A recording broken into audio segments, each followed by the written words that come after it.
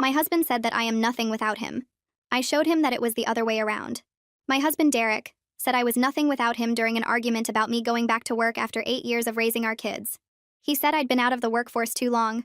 Nobody would hire someone with my gap in employment, and I should be grateful he made enough money that I could stay home and play house. He actually said playhouse about raising his 3 children, managing his household, and handling every aspect of his life outside the office.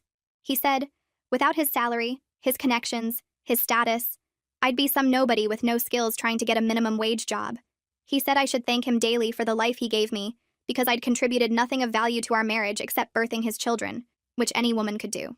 I asked if he really believed I was nothing without him, and he said it was just facts, that I'd been living off his success for nearly a decade and wouldn't survive a week without his support. He said the house was in his name, the cars were in his name, the bank accounts were his, and I existed because he allowed it. That night, I started planning his education. Derek was an executive at a consulting firm and constantly bragged about his presentations, his client relationships, and his ability to close deals. What he never mentioned was that I wrote every presentation he'd given for the last 8 years. I edited every email to important clients. I planned every business dinner at our home. I reminded him of every meeting, every birthday, every client's spouse's name. I packed his bags for trips with the right clothes for each event. I made sure he had backup phone chargers, the right adapters, and printouts of everything because he couldn't work his laptop properly. I sent gift baskets to clients' families when appropriate. I tracked his expenses and filed his reports because numbers confused him. I even logged into his work system at night to submit things he'd forgotten. Derek had no idea how much I did because I'd made it invisible, seamless, like he was just naturally that organized. Next Monday, I will stop doing everything. Derek woke up to no coffee made, no clothes laid out, and no lunch packed. He asked where his lucky tie was for his big presentation, and I said I didn't know. Maybe he should keep track of his own things. He laughed nervously and found a different tie. He grabbed his laptop bag and left, not realizing I hadn't charged his devices or put his presentation on the USB drives he always needed as backup. He also didn't notice I'd changed the password on the cloud storage where all his materials were saved, the account I'd set up and managed because he couldn't figure out two-factor authentication. Derek called me at 10, panicking because his presentation wasn't on his laptop. I said that sounded like his problem to solve. He asked for the backup USB, and I said I didn't know what he was talking about. He tried to log into the cloud account but couldn't. He had to present from memory, which meant he had nothing because I'd always prepared everything. His boss called it the worst presentation he'd ever seen and asked if Derek was having a stroke. The client walked out halfway through. That evening, Derek came home demanding to know what I'd done. I said I'd done nothing, which was exactly what he said I was, so it shouldn't matter. He said I was sabotaging him, and I said, how could nothing sabotage something? He tried to fix things himself, but didn't know any passwords, didn't have any client contact information saved anywhere he could access, and didn't even know his own calendar because I'd always managed it. Tuesday, he missed 3 meetings because I didn't remind him. On Wednesday, he showed up to a client dinner in jeans because I hadn't told him it was formal. Thursday, he forgot his biggest client's name and called him the wrong name during the meeting. Friday, his boss pulled him aside and asked if he was having personal problems because he'd become completely incompetent overnight. Derek begged me to help him, and I said he'd told me I contributed nothing, so my help shouldn't be necessary. The next week was worse. Derek walked through the front door that evening with his shoulders hunched forward and his tie hanging loose around his neck. His briefcase hit the floor with a thud that made Joaquin look up from his toy trucks. Derek stared at me across the kitchen counter where I was cutting vegetables for dinner, and his face had this mixture of anger and desperation that I'd never seen before.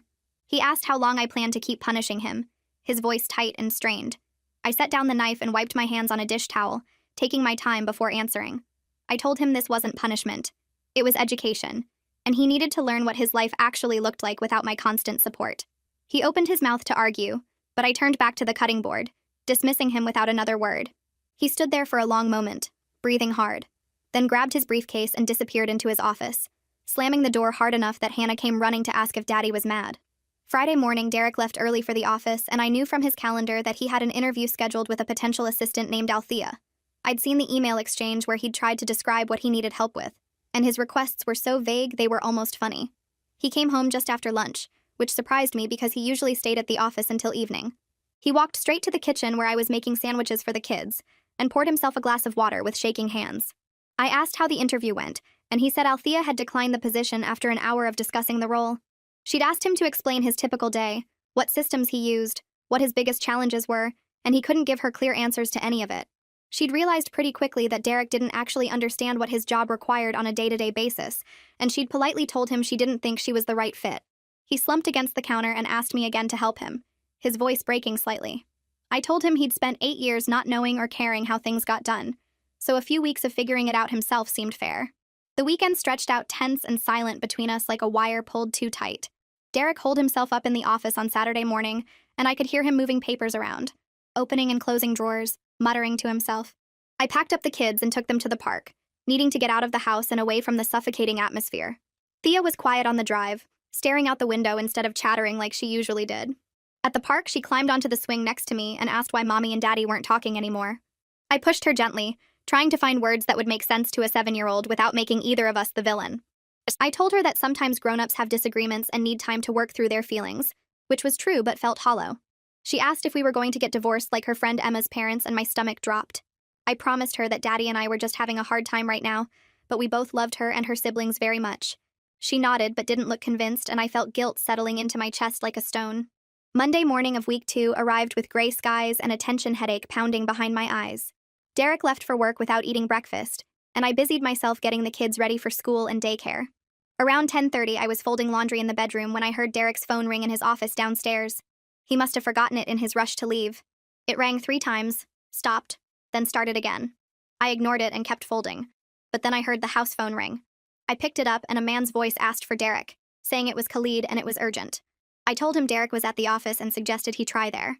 Khalid made a frustrated sound and said he'd been trying to reach Derek all morning about ending their contract. My hand tightened on the phone. He said last week's disasters had convinced him to take his business elsewhere, effective immediately. He was calling as a courtesy to let Derek know before he sent the official termination letter. I thanked him for calling and hung up, my heart racing.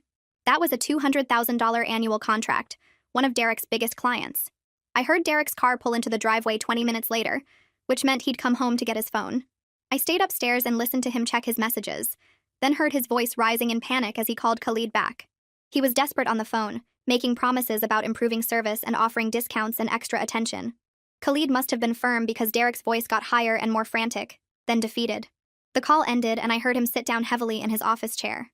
That evening, Derek sat at the dinner table but didn't eat, just pushed food around his plate while the kids chattered about their day. After I put them to bed, I found him in the living room with his head in his hands. He looked up when I walked in and his eyes were red. He said he was going to lose his job, that losing Khalid's contract was the final straw after the performance improvement plan. We were going to lose the house, lose everything, and it was all falling apart. I felt a sharp twist of fear in my stomach, because he was right about one thing. Our children's stability depended on that income. The mortgage payment alone was $3,500 a month, and that didn't count utilities, food, the car payments, insurance. But I forced myself to stay firm, to not give in just because he was finally feeling consequences. I told him he'd had 8 years to appreciate what I contributed, and he'd chosen to call it nothing instead. He said he was sorry, that he'd made a mistake, but I couldn't let myself believe it yet. Sorry was just a word people said when they were scared, and I needed to see if he actually understood, or if he was just trying to fix his immediate problem. That night, Thea appeared in our bedroom doorway around 2 in the morning, clutching her stuffed rabbit. She said she couldn't sleep and asked if she could get in bed with us. I lifted the covers and she crawled in between Derek and me, her small body tense. Derek was awake too, staring at the ceiling, and we lay there in the darkness with our daughter between us like a physical reminder of what was at stake. Thea's breathing eventually evened out, but I stayed awake, holding her, and feeling guilt creep through my chest like cold water. My revenge was affecting innocent people who hadn't called me nothing, who hadn't dismissed my contributions or made me feel worthless. Thea was having trouble sleeping because she could feel the tension between her parents, and that wasn't fair to her. I looked over at Derek in the dim light from the hallway and saw his eyes were still open, and I wondered if he was thinking the same thing. Tuesday morning, Derek tried to recreate the systems I'd built for him over the years. I watched him making lists on yellow legal pads, writing down client names and meeting times. He set reminders on his phone for every little thing, but he didn't understand the underlying logic of how everything connected. By Wednesday, he'd forgotten to follow up with 3 different clients who were waiting for proposals. He missed a deadline for submitting a report to Jerome. He sent an email to a potential client that was full of typos and unclear messaging, and the client responded asking if Derek was feeling all right. Thursday morning, he spent 2 hours looking for a file he needed for a presentation, tearing apart his office before finally finding it in the wrong folder on his computer. He called me from work, frustrated and exhausted, asking where I used to keep certain documents.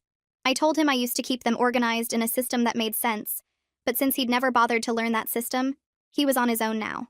By Wednesday of week 2, Jerome called Derek into his office again. I knew because Derek texted me a single word, Jerome, at 2 in the afternoon. He came home at 4, looking like someone had drained all the color from his face. He walked past me without speaking and went straight to the office, closing the door quietly. I gave him 20 minutes, then knocked and went in. He was sitting at his desk staring at nothing, and when he looked up at me, his eyes were empty. Jerome had told him the performance improvement plan wasn't working, that his performance had actually gotten worse instead of better. Derek had 2 weeks to turn things around completely or face termination. 2 weeks to somehow become competent at a job he'd never actually done himself, to rebuild relationships with clients who'd lost faith in him, to prove he deserved to keep his position. He asked me what he was supposed to do, and I didn't have an answer that wouldn't make me responsible for fixing his mess. I watched my husband fall apart over the next few days and felt the satisfaction I'd expected mixed with something darker and more complicated. He wasn't learning or growing from this experience. He was just failing, sinking deeper into incompetence and panic. The point had been to show him what I contributed, to make him understand and appreciate my work, but instead I was watching him drown. And our whole family would suffer if he lost this job, not just Derek. The kids would lose their school, their activities, their home. I'd proven my point thoroughly in 2 weeks, but the consequences were spiraling beyond what I'd intended. Derek wasn't becoming humble and grateful. He was becoming broken and desperate, and I started to wonder if I'd gone too far. Derek stopped eating properly and started drinking more, pouring himself whiskey in the evenings and sitting in the home office until midnight. I'd find him there when I got up to check on the kids, surrounded by papers and notes, trying to figure out work he'd never actually done himself. His eyes were bloodshot and his hands shook slightly when he picked up his glass. Friday evening, Hannah climbed into my lap while I was reading on the couch and asked me why Daddy was so sad all the time. She said he didn't smile anymore and he forgot to say goodnight to her last night. I held her close and felt my throat tighten because I had no good answer that didn't make me the villain. I couldn't tell her that Daddy had called Mommy nothing and I was teaching him a lesson. I couldn't explain that sometimes adults hurt each other and then hurt everyone around them in the process. I just told her that Daddy was having a hard time at work, and we needed to be patient with him, which felt like another hollow excuse in a growing list of them. I sat in the kitchen after putting Hannah to bed, staring at my phone and trying to decide if calling Camilla made me weak or smart. My hands shook as I scrolled to her name, and when she answered, I started crying before I could say hello. She told me she was coming over and hung up before I could argue. 20 minutes later, she was at my door with a bottle of wine, and that look she got when she knew I'd messed up, but wouldn't say it until I was ready to hear it. We sat at the kitchen table and I told her everything. How Derek had bombed presentations and missed meetings and lost clients. How Jerome had put him on a performance plan. How our kids were asking why Daddy seemed so sad. Camilla listened without interrupting, pouring wine and nodding, and when I finished, she asked me what my endgame was. I didn't understand the question at first, so she clarified that proving a point didn't matter if we ended up divorced and broke, that I needed to think about what I actually wanted from all this. I realized I hadn't thought past making Derek understand what I contributed, that I'd been so focused on his education that I hadn't considered where it would end. Now I was watching him drown, and our kids were suffering, and I didn't know how to stop what I'd started without admitting I was wrong. Camilla refilled my glass and said I'd proved my point in the first week, that Derek clearly understood now that he needed me, and I had to decide if I wanted to destroy him or save my marriage. She said those were the only 2 options left because the middle ground had disappeared when Jerome put Derek on notice. I told her I didn't want to destroy him. I just wanted him to appreciate me. But she shook her head and said those 2 things had become the same thing whether I meant them to or not. Derek's career was falling apart, our finances were going to collapse, and the kids were watching their father break. All because I wanted acknowledgement. Camilla asked if the acknowledgement was worth what it was costing, and I couldn't answer because I didn't know anymore. She stayed until midnight, and when she left I sat alone in the dark kitchen thinking about what I'd done and what came next. Friday morning Derek left for work without saying goodbye, and I knew something bad was coming by the way he couldn't look at me. He came home at 3 in the afternoon, which was wrong because he never left the office before 6, and his face told me everything before he said a word. Jerome had demoted him from executive to senior consultant, dropping his title and his salary and his office with the window view. The demotion came with a 40% pay cut, and Derek stood in our kitchen telling me the numbers with dead eyes like he was reading a grocery list. He said Jerome told him he was lucky to keep any position at all given his recent performance, that the firm was being generous by not firing him outright. Derek looked at me and said I won, that I'd proved my point completely, and he hoped I was satisfied with the results. Then he walked upstairs and closed the bedroom door, and I heard the lock click. I stood in the kitchen trying to feel victorious, but only feeling sick, because this wasn't what winning was supposed to look like. That weekend, I spread our bills and bank statements across the dining room table while Derek stayed in the bedroom, and I did math that made my stomach hurt. His new salary barely covered the mortgage and car payments, leaving almost nothing for groceries or utilities or the kids' activities. We had some savings, but not enough to bridge the gap for more than a few months. And then what? I looked at Hannah's dance class tuition and Thea's art supplies and Joaquin's daycare costs, and I couldn't figure out how to make the numbers work. We'd been living a lifestyle that required Derek's executive salary, and now that salary was gone, cut by nearly half because I'd wanted to teach him a lesson. I thought about telling Derek we needed to talk about money, but he wasn't speaking to me and I wasn't sure I could face him anyway. Sunday evening, I made a list of what we could cut, which activities and expenses and small luxuries we'd have to eliminate, and the list got longer and scarier the more I wrote. Monday morning of week 3, I got the kids ready for school and watched them eat breakfast. Really looked at them and saw how Thea had dark circles under her eyes, and Hannah was quieter than normal. Joaquin was too young to understand, but the girls knew something was wrong, could feel the tension between their parents even when we tried to hide it.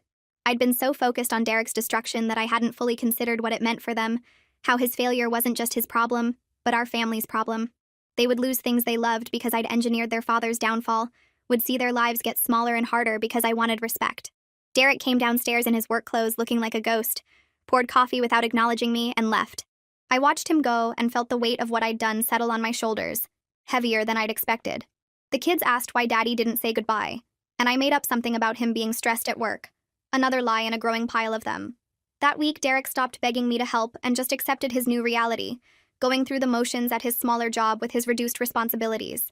He came home at 5:30 instead of 7, ate dinner in silence, and spent evenings in the home office doing work that didn't require my input anymore, because it was simpler now. The defeat in his eyes made me feel sick instead of victorious, because I'd wanted him to understand my value, not to break him completely. He moved through the house like a stranger, present but absent, and the kids noticed. Thursday afternoon, my phone rang with a call from Thea's school, and the teacher told me Thea had been acting out, getting into fights during recess and refusing to do her work in class. The teacher asked if there was anything going on at home that might explain the behavior change, and I had to admit there was marital stress, that Derek and I were having problems. The teacher suggested family counseling and said she'd be monitoring Thea's behavior closely, that another incident might result in suspension. I thanked her and hung up, then sat in my car in the school parking lot trying not to cry because now I'd hurt my daughter too. That evening, I tried to talk to Derek about Thea's teacher calling, about how the kids were noticing our problems, but he just looked at me with empty eyes and said this was what I wanted. He said I'd set out to prove he was nothing without me, and I'd succeeded, and now we all got to live with the consequences of my lesson. He was right and wrong at the same time, and I hated how complicated everything had become, how my simple plan for respect had turned into this mess that hurt everyone. Wednesday, I called a therapist and made an appointment just for myself, needing to sort through my feelings about what I'd done without Derek there to complicate things. The therapist was a woman in her 50s who listened to my whole story without judgment, and when I finished, she asked what I'd hoped to accomplish. I said I wanted Derek to understand what I contributed, to appreciate my work and respect my value. But as I said it out loud, I realized how much had gone wrong. The therapist asked if I'd gotten what I wanted, and I had to admit that Derek definitely understood now, but I felt terrible about it, that destroying him hadn't brought the satisfaction I'd expected. She said it sounded like I'd wanted acknowledgement and respect, not destruction, and those were very different goals. I left her office with homework to think about what I actually wanted from my marriage and whether it was still possible to get it. Derek's parents called that evening while I was making dinner, asking what was wrong with their son because he seemed depressed and wouldn't talk to them when they tried to check in. I deflected their questions, saying Derek was just stressed about work changes, but his mother pressed and said she knew it was more than that. I felt the weight of extended family getting pulled into our crisis, more people affected by my revenge, more collateral damage I hadn't thought about when I started this. His father asked if we were having marriage problems, and I said we were working through some things, which was both true and completely inadequate. After I hung up, I looked at Derek sitting in the home office, shoulders hunched over his laptop, and wondered how we'd gotten here, and how we'd ever get back. Monday morning, I sat at the kitchen table with bills spread across every surface, sorting them into piles I could pay and piles I couldn't. The mortgage statement showed we were current for this month, but next month looked impossible with Derek's reduced salary. The credit card bills had crept up over the past 3 weeks because I'd been too distracted by our crisis to monitor spending, and now the minimum payments alone ate up most of what remained after the mortgage. I pulled up our bank account on my laptop and watched the balance, doing math that didn't work no matter how many times I tried different numbers. Hannah's dance class tuition was due Thursday, $60 a month that suddenly felt like $600. I picked up my phone 3 times before finally calling the dance studio, and when the woman answered, I had to clear my throat twice before I could speak. I told her we needed to cancel Hannah's enrollment, and she asked if everything was okay, her voice full of concern that made me want to cry. I said we were fine, just some temporary budget adjustments, and she offered to put Hannah on hold for a month instead of canceling completely. I thanked her but said no, we needed to cancel. because I didn't know when things would get better, and I couldn't leave them hanging. After I hung up, I sat staring at the phone, thinking about how excited Hannah had been for her recital in December, how she practiced her turns in the living room every evening after dinner. Thursday afternoon, I picked Hannah up from the school and drove straight home instead of to the dance studio like we'd done every Thursday for the past year. She asked where we were going, and I pulled into our driveway, turned off the car, and told her we needed to talk. Her face went serious the way it does when she knows something bad is coming, and I explained that Daddy and I were having some money problems, so we needed to cut back on extras for a while. She asked if dance class was an extra, and I said yes, even though it broke my heart to call something she loved an extra. Hannah's eyes filled with tears, and she asked if it was because of her, if she'd done something wrong, and I pulled her close and promised her this had nothing to do with her. She cried into my shoulder, asking when she could go back, and I had no answer that wouldn't be a lie, so I just held her and felt like the worst mother in the world. That evening, Thea asked why Hannah was so sad, and I had to explain to her too that we were cutting back on activities, which meant her art class might be next. Thea got quiet in that way she does when she's processing something big, and later I heard her telling Hannah they could practice dance together in the basement for free. Friday evening, Derek came home at his new regular time of 5:30, and for the first time in 3 weeks we sat down at the kitchen table together after the kids went to bed. We'd been avoiding each other, passing in hallways and speaking only about kid logistics, but the bills spread across the table forced us into the same space. Derek looked at the pile of unpaid statements, and I saw his shoulders slump, and neither of us spoke for a full minute. He finally said he knew things were bad, but he hadn't realized how bad, and I told him we couldn't make next month's mortgage if something didn't change. We sat there in silence again, both of us too tired and scared to keep fighting, and he admitted he never understood what I did, because he never had to think about it. He said he just woke up every day and everything worked, his presentations were ready and his meetings were scheduled and his life ran smoothly, and he genuinely believed that was just how things were. I told him I knew he didn't understand. That was the whole point of stopping. But I also admitted I took my revenge too far. He asked what I meant, and I gestured at the bills. At our quiet house where Hannah cried herself to sleep over canceled dance class, at the mess we'd made of our family. I said I wanted him to understand my value, but I didn't want this. Our kids suffering and our marriage destroyed and everything falling apart. Derek reached across the table like he might take my hand, but stopped halfway, and he said he was sorry for what he said, that he knew now it wasn't true. I asked if he really knew or if he was just sorry because his life fell apart, and he thought about it before answering that he didn't know. Maybe both. We talked for 2 hours, the longest conversation we'd had since this started, and by the end we agreed to try marriage counseling even though neither of us knew if it would help. Derek said he didn't know if he could come back from this professionally, that his reputation at the firm was destroyed. I asked what he meant, and he explained that even if I helped him now, Jerome and the other executives saw him fall apart completely, saw him fail at basic tasks and miss crucial deadlines. He said you can't unsee that kind of incompetence, that even if he recovered his performance, nobody would trust him with major clients or important projects again. I felt panic rising because I'd destroyed his career to prove a point, and now we had to live with that destruction. Saturday morning, we attempted something like normal family life, getting all 3 kids dressed and taking them to the playground near our house. Joaquin ran straight for the swings like always, too young at 3 to sense anything wrong. But Thea and Hannah stuck close to us in a way they normally didn't. Derek pushed Joaquin on the swings while I sat on a bench with the girls, and we all pretended everything was fine. Thea asked if we were getting divorced, and the question hit me like a punch to the stomach. I told her no. Daddy and I were just working through some problems, and she said her friend's parents said that too before they got divorced. Hannah started crying again, and I had to reassure both of them that we were staying together. We were just having a hard time right now. Derek came over and sat down, and we spent 20 minutes convincing our daughters that their family wasn't falling apart, even though we weren't sure ourselves. Sunday, we took them for ice cream, spending money we didn't have because we needed to do something normal, something that felt like our old life. The girls got chocolate cones, and Joaquin got vanilla in a cup because he always made a mess with cones, and Derek and I shared a strawberry sundae in silence. We drove home and put the kids down for quiet time, then sat in the living room not talking, just existing in the same space without fighting. It felt like a truce more than peace, both of us too exhausted to keep up the war.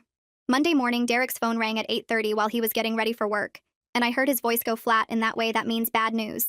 He came downstairs already dressed, his tie crooked because I hadn't fixed it, and told me Jerome wanted to see him first thing. He left without coffee or breakfast, and I spent the morning cleaning the kitchen over and over, unable to focus on anything else. Derek called at 10 and asked if I could talk, his voice hollow and distant. I said yes, and he told me the firm was eliminating his position entirely in the next round of restructuring, that he had 6 weeks to find a new job or he'd be unemployed. I asked if this was because of his performance, and he said Jerome claimed it was about budget cuts, but they both knew the real reason. Derek said his damaged reputation made finding another executive position nearly impossible, That word traveled fast in their industry, and everyone knew he'd fallen apart. I felt my chest tighten because 6 weeks wasn't enough time. Not for the kind of job he needed. Not with 3 kids and a mortgage and bills we couldn't pay. He asked what we were going to do, and I had no answer. Just sat there holding the phone and feeling panic rise in my throat. He said he'd start looking today and hung up, and I stood in my kitchen feeling the full weight of what I'd done. Derek came home that evening at 4 instead of 5:30, and he walked in without saying hello or acknowledging the kids. He went straight to the home office and closed the door, and I followed him after a few minutes. He was sitting at his desk staring at his laptop screen, not typing or moving, just staring. I asked if he was okay, and he turned to look at me with completely empty eyes. He said the firm was eliminating his position. He had 6 weeks, and his reputation was destroyed. He spoke without emotion, just stating facts like he was reading a weather report, and that scared me more than if he'd been angry. I told him we'd figure it out, and he laughed. A short, bitter sound that didn't match his blank face. He asked how we'd figure it out when we couldn't pay next month's bills on his current salary, let alone with no salary at all. I said I didn't know, but we had to try to. He went back to staring at his laptop without responding. I left him there and went to make dinner, my hands shaking as I cut vegetables, thinking about how 6 weeks would pass faster than we could imagine. That evening, I broke my silence and went back to the office after the kids were in bed. Derek was working on his resume, typing slowly with 2 fingers because he'd never learned to type properly, and I pulled up a chair next to him.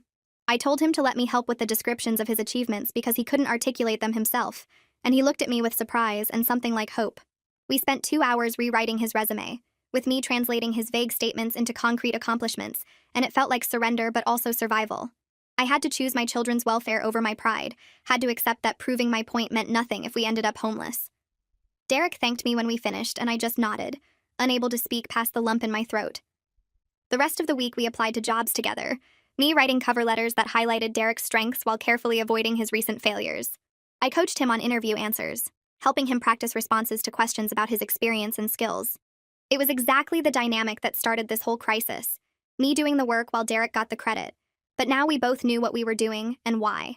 He didn't pretend the words were his own or that he'd figured things out himself, and I didn't pretend I was just helping a little. We sat side by side at the kitchen table every evening after the kids went to bed, him reading job postings while I crafted applications that might get him interviews. Thursday evening, Camilla came over after I texted her asking if we could talk. She brought wine, and I told her everything, about the bills and Hannah's dance class and Derek losing his job. I confessed that I was helping him now, writing his resume and applications, and I felt like I'd failed at proving my point. Camilla listened without interrupting, and when I finished, she said I hadn't failed at all. She told me I'd proved my point completely in the first 2 weeks. Derek understood now what I contributed, and what I was doing now was choosing to save my family. She said that was different from giving up. That was making a choice about what mattered more. I asked if she really believed that, or if she was just being nice, and she said she believed it because she'd watched me fight for respect, and now she was watching me fight for my kids. We finished the wine, and she left, and I felt slightly less like I'd betrayed myself.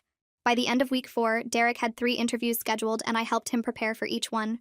We practiced his answers to common questions, worked on his body language and tone, and I made sure he had printed copies of everything he might need. Before his first interview Tuesday morning, I straightened his tie and told him he could do this, and he thanked me with genuine gratitude I'd never heard from him before. He came home that afternoon and said it went okay. Not great, but not terrible. And we debriefed over dinner while the kids ate chicken nuggets. Wednesday's interview went better, and Thursday's best of all, and each time Derek thanked me after our prep sessions. He said he couldn't do this without me, and I told him I knew, and for the first time that acknowledgement didn't feel like a weapon or a wound. It just felt like truth we were both finally ready to accept. The first interview was Tuesday morning at a downtown office tower, and I drove Derek there because he was too nervous to drive himself.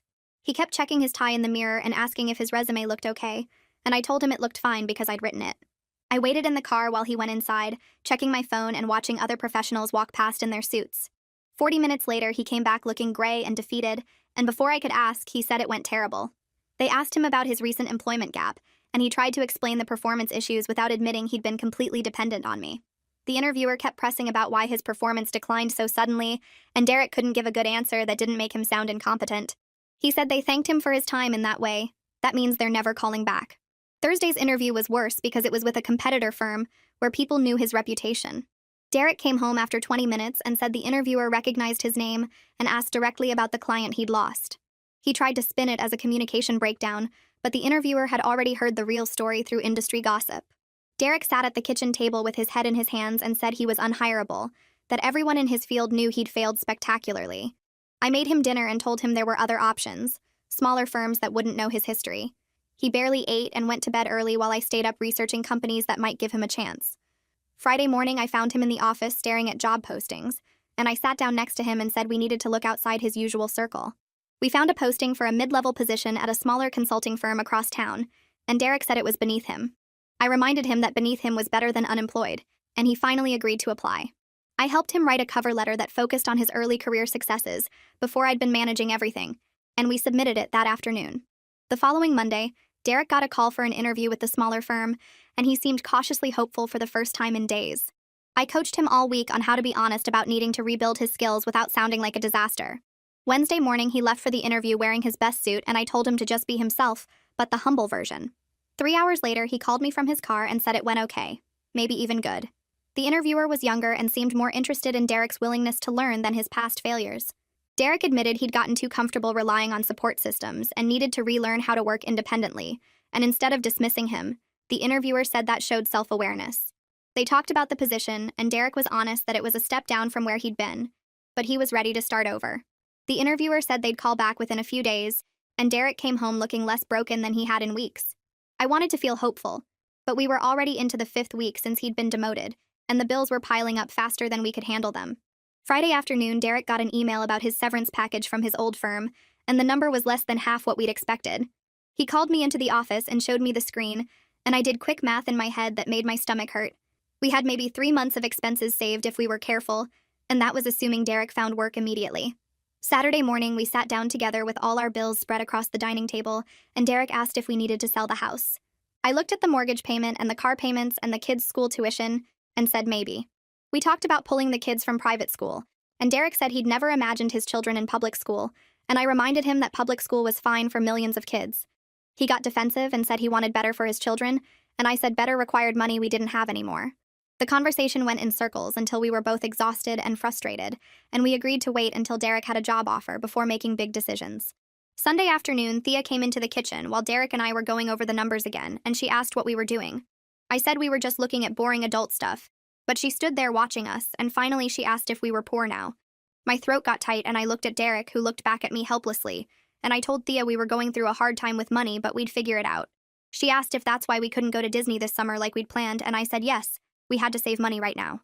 Thea disappeared and came back 5 minutes later with her piggy bank, the ceramic unicorn she'd been filling with birthday money for 2 years. She set it on the table and said we could have her money if it would help, and I started crying right there at the kitchen table. Derek picked her up and hugged her and told her we didn't need her money, that parents take care of kids, not the other way around. Thea looked confused about why I was crying and asked if she did something wrong, and I pulled her into my lap and said she did everything right. She was the best kid in the world. After she went back to playing, I told Derek we had to fix this fast because our kids were scared. Tuesday morning, Derek got the call from the smaller firm offering him the position, and he put it on speaker so I could hear. The salary was 60% of what he'd been making at his old job, and the benefits were basic compared to what we'd had before. Derek asked if he could think about it and call back, and after he hung up, we both sat there in silence. I pulled out my calculator and started running numbers, subtracting the new salary from our current expenses. We'd have to cut almost everything extra. No more private school, no more cleaning service, no more gym memberships or subscription services. The mortgage would eat up half his paycheck, and we'd have maybe $2,000 a month for everything else. I told Derek we could survive on this salary if we changed our whole lifestyle, and he asked how much we'd have to change. I said significantly, maybe even selling the house eventually and moving somewhere cheaper. Derek put his face in his hands, and I watched him process that his choices had cost us the life we'd built. I said we didn't have better options right now, and he needed to take this job, and he nodded without looking up. He called them back that afternoon and accepted the offer, and his start date was set for the following Monday. Week 6 started with Derek getting ready for his first day at the new firm, and he looked nervous in a way I'd never seen him before. He asked me 3 times if his tie was straight, and if he had everything he needed, and I walked him through his bag like he was a kid going to the school. His phone rang during lunch, and I saw his name on the screen, and when I answered, he asked about how to handle a client situation he'd encountered. I talked him through it step by step, explaining how to research the client's background and what questions to ask. He thanked me genuinely and said he'd call me if anything else came up, and I said that was fine. When he came home that evening, he looked tired but not defeated, and he said his new boss seemed patient and willing to teach him. We ordered pizza for dinner because neither of us had energy to cook, and after the kids went to bed, we sat them down in the living room. Derek started to explain that things were going to change in our family, that we'd be moving to a smaller house and they wouldn't go to their current school anymore. Hannah's face crumpled and she asked if it was her fault, if she'd done something wrong. I pulled her close and promised her that adult problems were never children's fault, that sometimes families had to make changes, but it didn't mean anyone did anything wrong. Thea asked if we'd still be together, and I said yes, we'd all be together. That was the most important thing. Joaquin didn't understand what was happening, and just wanted to know if he could bring his toys, and Derek assured him he could bring everything important. By the end of week 7, we'd looked at 6 smaller houses in decent school districts, and each one felt like a step down from our current home. Derek kept apologizing as we walked through cramped kitchens and tiny yards, and I could see him processing what his words had cost our family. After viewing a 3-bedroom ranch that smelled like old carpet, Derek said he was sorry for taking our old life for granted. I said we'd been taking it for granted together, both of us living beyond what we could actually sustain. We sat in the car outside the house, and I told him I was sorry too, for pushing my revenge so far that I'd hurt our kids and put our stability at risk. We'd both made mistakes, his in dismissing everything I did, and mine in proving my point at everyone's expense. Derek reached over and took my hand and said we'd figure this out together, and I believed him for the first time in months. The following Tuesday, we found a 3-bedroom house that was half the size of our current one, but had good bones and a fenced yard. The mortgage would be affordable on Derek's new salary with some help from money I'd started making doing freelance writing and editing. I'd signed up with 3 platforms that connected writers with clients, and I was finally using my skills for actual paid work, instead of just supporting Derek for free. My first month, I'd made $800 writing website content and editing business documents, and it felt powerful to have my own income. Derek was proud of me in a way that felt genuine, not patronizing, and he encouraged me to take on more clients. We started marriage counseling the following week, and the first session felt like sitting in a doctor's office waiting for bad news. The counselor asked us to explain why we were there, and Derek looked at me like he wanted me to talk first, but I stayed quiet. He finally said we'd had some problems with communication and respect, and I almost laughed at how small he made it sound. The counselor asked me for my perspective, and I said my husband told me I was nothing without him, so I stopped doing everything I'd been doing for 8 years and watched his life fall apart. She wrote something down and asked Derek if that was accurate, and he nodded without looking at either of us. Over the next few sessions, we worked on what the counselor called establishing new patterns, where Derek had to actually say out loud what I contributed, instead of just assuming I'd handle everything. It felt awkward and forced when he thanked me for editing an email, or reminded himself to ask if I needed help with dinner. The counselor made us practice conversations where I stated my needs directly, instead of hoping Derek would notice and appreciate things on his own. I had to say things like, I need you to take the kids to the school tomorrow because I have a client meeting, and it felt strange to ask for help in my own marriage. Derek started keeping a list of household tasks and childcare duties on his phone, so he'd remember to do them without me reminding him. The counselor said we were rebuilding from scratch, and it would take time to feel natural. By week 8, we'd settled into a new routine where Derek actually did laundry and cooked dinner twice a week and helped get the kids ready for bed every night. He was terrible at all of it in ways that would have been funny if they weren't so frustrating. He shrank 3 of my shirts by washing them on hot and burned spaghetti sauce because he walked away from the stove to check his phone. He put Joaquin's pajamas on backwards and forgot to brush Thea's hair before school, so she showed up looking like she'd been in a windstorm. But he was trying in a way he never had before, and I could see him actually thinking about what needed to be done instead of just assuming I'd handle it. When Hannah asked him to help with her homework, he sat down and worked through the math problems with her instead of calling me over to do it. When Thea needed a permission slip signed, he found it in her backpack and signed it himself instead of leaving it on the counter for me to deal with. The house was messier and dinner was later and things didn't run as smoothly, but we were actual partners now instead of me being his personal assistant. Derek came home from work one evening in week 8, looking less tired than he had in months, and told me his new boss had complimented his presentation that day. The new firm was smaller and less prestigious, but his boss actually taught him things instead of just expecting him to know everything already. Derek said he'd stayed late to help a junior consultant with a client proposal, and his boss noticed and thanked him for being a team player. I felt genuinely happy for him instead of bitter or resentful, because we were on the same team now and his success didn't come at my expense. He asked about my freelance work, and I told him I'd landed a new client who needed weekly blog posts, and he got excited and suggested we celebrate with takeout. We couldn't afford anything fancy, but we ordered Chinese food and ate it with the kids, and Derek told them about his good day at work. Thea asked if Daddy was happy again, and he said he was getting there and pulled her into a hug. We closed on the smaller house in week 9 and spent the weekend packing up 8 years of accumulated stuff. The kids helped put toys in boxes, and Derek labeled everything while I wrapped dishes in newspaper. Thea walked through her new room when we went for the final walkthrough, and said she liked that it was closer to our room so she wouldn't be scared at night. Hannah was excited about the park we could see from the kitchen window and asked if we could go there after we moved in. Joaquin didn't understand what was happening, but he liked the boxes and kept climbing into empty ones. Derek's hands shook a little when he signed the closing papers, and I knew he was thinking about everything we were giving up. But he also squeezed my hand when we got the keys and said this was going to be good for us. My freelance writing had grown to the point where I was making enough to cover our grocery bills and utilities each month. Having my own income felt powerful in a way I hadn't expected, because it meant I wasn't completely dependent on Derek's salary anymore. I had money that was mine because I'd earned it with my own skills and effort.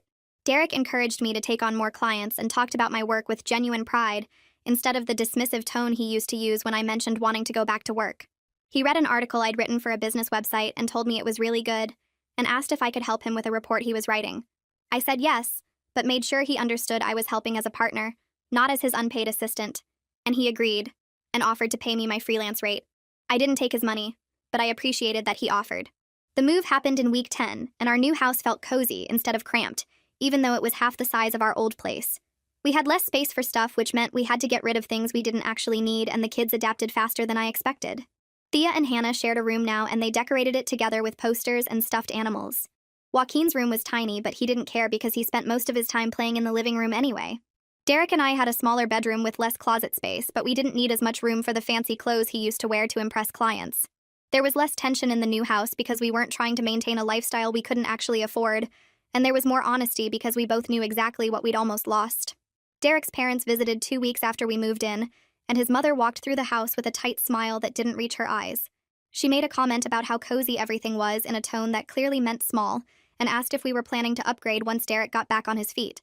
Derek told her we weren't planning to upgrade because we were building something more sustainable, and this house fit our actual needs and budget. His mother looked surprised that he'd pushed back and started to say something else, but Derek cut her off and said he was proud of what we were building together. I felt grateful for his support because his parents had always made me feel like I wasn't good enough for their successful son, and now he was defending our choices to them. 3 months into the new job, Derek came home with actual excitement in his voice and told me he'd gotten a small raise and a positive performance review. His boss had said Derek showed real potential and strong work ethic, and was becoming a valuable member of the team. It wasn't the kind of praise Derek used to get when he was an executive, but it was earned through his own actual work instead of my invisible support. We celebrated with takeout pizza because that was what our budget allowed now, and the kids thought it was a party. Derek told them he'd gotten a gold star at work, like they got at the school, and they cheered for him. We ate pizza on paper plates in our small living room, and it felt more real than any of the fancy dinners we used to host in our old house. Thea's teacher called in month 4, but this time her voice was cheerful instead of concerned. She said Thea had been doing much better lately, and seemed happier and more settled at the school. The acting out had stopped, and Thea was participating in class and playing nicely with other kids. The teacher said whatever we'd changed at home was clearly working, and she was glad to see Thea thriving. I felt relief wash over me because I'd been so worried about the damage my revenge had done to our kids. Knowing that Thea was doing better meant we were actually repairing things instead of just pretending everything was fine. Camilla came over to the new house on a Saturday afternoon, and we sat in the small backyard while the kids played in the park across the street. She looked at me for a long moment and said, I looked lighter somehow, like I wasn't carrying as much weight on my shoulders. I realized she was right because having Derek as an actual partner instead of another child to manage had freed up mental space I didn't even know I was missing. I wasn't tracking his schedule or writing his emails or managing his entire life anymore, and that meant I had energy left over for myself and my own work. I started working more with my freelance clients, and Derek kept asking if I needed help with proposals or emails. I told him I could handle my own work, and he nodded but still offered suggestions when I was typing at the kitchen table. The kids noticed the change between us, and Thea asked one Saturday morning if Mommy and Daddy were friends again. Derek looked at me across the breakfast table and said we were learning to be better friends than we'd been before. Hannah wanted to know what that meant, and I explained that sometimes grown-ups have to figure out how to be nicer to each other. Joaquin just wanted more pancakes and didn't care about the conversation. That afternoon, while the kids played in the yard, Derek brought up something that had been on his mind. He said he'd been thinking about what Thea and Hannah would learn from watching us, and he didn't want them to grow up thinking marriage meant one person doing everything while the other person took credit. I agreed and said I wanted our daughters to expect real partnership in their relationship someday. We talked about how Thea was already watching how Derek treated me and how I responded to him. Derek said he wanted her to see a dad who respected her mom and did his share of the work. I told him I wanted Hannah to grow up knowing her contributions mattered, and she shouldn't have to make herself invisible to help someone else shine. We agreed to be more careful about modeling the kind of marriage we wanted our kids to expect for themselves. 6 months passed since everything fell apart, and our bank account stayed steady instead of dropping into panic territory every month. Derek's salary covered the mortgage and basic bills while my freelance income paid for groceries and the kids' activities. We weren't rich anymore, but we also weren't stressed about money the way we used to be when we were pretending to afford a lifestyle we couldn't actually maintain. Our marriage felt different now because we both knew exactly what the other person contributed, and we said thank you for things that used to be invisible. Derek thanked me for editing his work emails, and I thanked him for doing the grocery shopping. We still argued sometimes about who forgot to pay which bill or whose turn it was to drive carpool, but the arguments didn't have the same poison they used to carry. There was honesty between us now, even when the honesty was uncomfortable. One evening after the kids went to bed, Derek told me something I wasn't expecting. He said he was grateful for what happened even though it was the worst few months of his life. I looked at him confused, and he explained that he'd been turning into someone he didn't like. Someone who thought his job title made him better than other people. He said losing everything forced him to see how much he depended on me and how little he'd appreciated that dependence. I told him I was grateful too for finally learning to value my own work instead of hoping someone would notice it. I said I'd spent 8 years making myself small so he could feel big, and I didn't want to be small anymore. Derek nodded and said he didn't want me to be small either because that wasn't actually good for anyone. We built something different from what we had before. Smaller in obvious ways like our house and our bank account, but bigger in ways that mattered more. Our kids saw parents who respected each other instead of parents where one was in charge and one was invisible. Thea asked me one day if I liked my job, and I said yes because it was mine and people paid me for it. Derek heard that conversation and later told me he finally understood that I was never nothing like he'd said. He said I was everything that held our life together, and he'd been too stupid to see it. I told him we were something together now instead of me being his shadow. We were building a life that fit who we actually were instead of who we'd been pretending to be.